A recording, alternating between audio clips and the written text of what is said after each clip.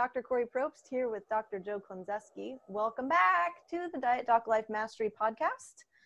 We're in another segment of macro mastery today. And Joe, we're going to discuss the macrobiotic diet.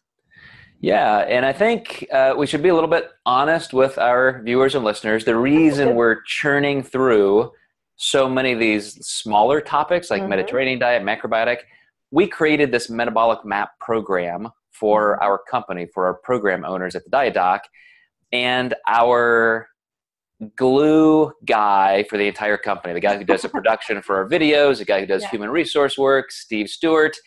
He pointed out that we have all of these 5-minute video clips that go out every single day to our clients. We promised, they go out to every client around the world in our metabolic map program. We need deeper resources for people to look into. So we're picking out some of these small topics that we have introduced in the metabolic map, and we're going to try and explore them deeper into some of these podcast sessions. So yeah, that's exactly right, Joe. Digging into some of the more nuanced details and getting a bit more granular. Yep. And the macrobiotic diet, I'm not even sure if that's the best overview terminology for this, because a lot of people just call it raw eating. A lot of people call it, different forms of natural eating, whole food eating, that kind of thing. But that can mean a lot of different things, right? Yeah, to me, the term macrobiotic was kind of an original term years ago, talking about just that, eating as much raw food, unprocessed food, those kind of things as possible. And I want to go through a few points and kind of parse apart, what can be valuable to that, what may not be necessary, and what's really not even proven or, is still pretty controversial. So are we looking at this from the perspective of fat loss or just optimal nutrition and well-being? Well, this is one of those things that you cannot help but to be lean if you're eating a macrobiotic diet, because not too many people are going to binge on raw broccoli and things like that. I'll binge on cooked broccoli, but not raw broccoli. So great place to start right there. Let's talk about that as a first principle. Okay. Yep. A macrobiotic diet, or somebody who's a really big proponent of eating just as healthy as they can, will automatically say that cooking food breaks down the fiber into starches. You go from polysaccharides into disaccharides, and you lose some fiber there. You denature some of the food. You kill some of the vitamins and all that. And yes, that is true. I've read that about steaming in particular, but not about microwaving for some vegetables in particular. A whole, maybe another topic, but I think it depends on the type of cooking. Well, you're going to get some denaturing, and you're going to lose some freshness and phytoactive phytochemicals. No matter what you do in terms of cooking, unless you just pick it right out of the ground and eat it, you're going to automatically start losing that no matter how you cook it. But yes, some things are worse than others. But here's my thing to contemplate. Number one, you obviously are never going to have anything as healthy as you are from that source. So eating it right out of the ground, raw, that kind of thing. But you have to also consider that digesting that is virtually impossible for most people. So one of the things that created our brain size the way it did, 3 times the cubic mass in a short span of a couple 100,000 years evolutionarily, was because we were able, to start cooking food so we could break it down and our body could assimilate it more. So quick story on this, Kori. If somebody came to you and said, hey, I've been eating so healthy that I've been, eating all raw fruits and vegetables, and I've really just gone away from any processed simple foods, would that be a red flag for you in any way? Would you ask any questions like, okay, that's great, but?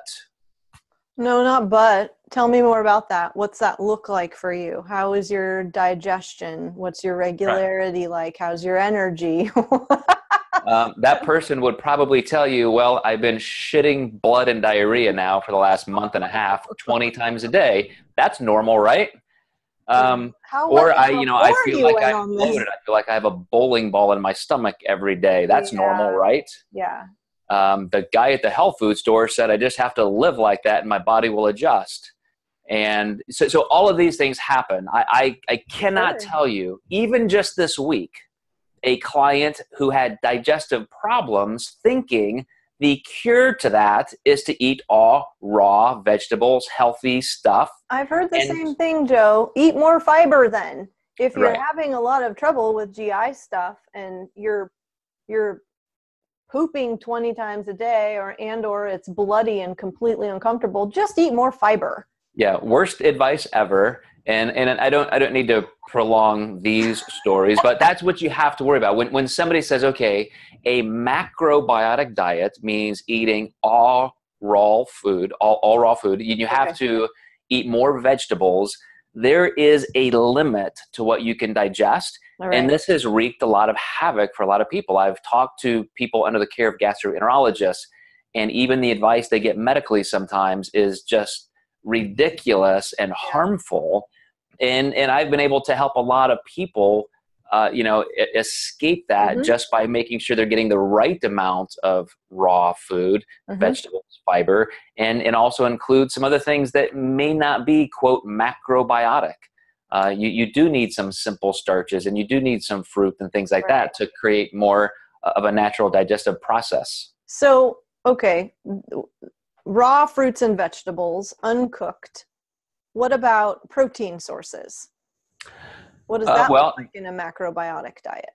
So some people, macrobiotic, will be some form of vegetarian because of those concerns, but not necessarily. A lot of people would include this in just the whole food category. So my second point would be, a lot of people say, make sure you don't get your milk pasteurized, get it straight from the cow or the goat in the backyard. And so now all of a sudden people are dying of E. coli or botulism or things like that.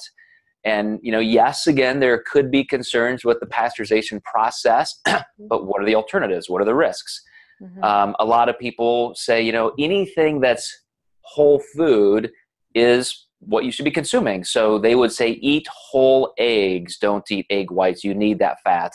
Eat bacon and things like that, because you would much rather have that saturated fat than even a processed olive oil type, jarred fat. And so there is an entire segment of this crowd that promotes a very, very high fat, high saturated fat diet, as long as it's natural, as long as it's coming from whole food sources. And they all have their stories. They all have that grandma who lived to be 110 years old on a farm eating that way, which of course could be outliers, but they're also expending a lot of calories. In 1920, it was quite different than it is today. But how about GMOs, Kori? How many people ask you about GMOs? And they're not a lot of people, actually. I think it's come in waves as you hear more about it in the news and people start asking about it. And as more and more studies were coming out a while back, I'd get a lot of questions, but not a lot lately, actually.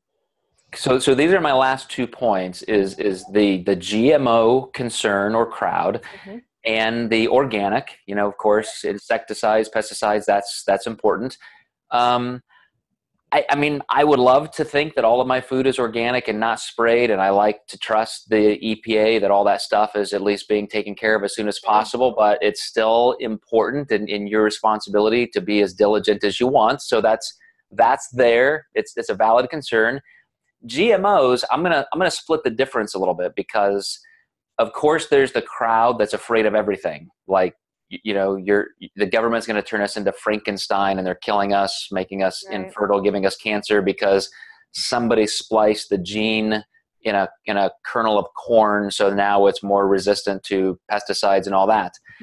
I would say that the vast majority, and look if you want some fun conspiracy stuff, look at all the anti Monsanto stuff out there. They think, when the Zika virus came out, everybody blamed them, and just it's almost laughable.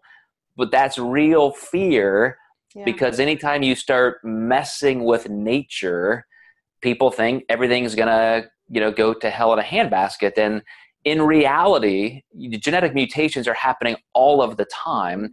And because somebody is trying to improve the genes to make a certain, let's say a grain, more hardy in terms of its survival, that's not necessarily a bad thing automatically. But I will say it's treading in some dangerous territory, because as soon as you start doing that, and that's why we have so many ethical concerns with CRISPR and doing that to people. So I think it's something that has to be watched, and I'm a fan of oversight with that and testing. But I think in general, GMOs, of course, are going to make life way, way, way better. But like I said, I'm leaving the door open for that to at least be a concern that needs to be watched and looked at as we continue down that road. So do your due diligence and do your research and try not to panic, is what you're saying. Yeah, with all of these points, I talked about all of these points from the, of course it's okay to eat raw food, but maybe it actually hurts your health if you take it too far. Of course, as whole food, even with the protein sources and fats like you brought up, of course that has some value, but there are also negative correlations to that. Be careful.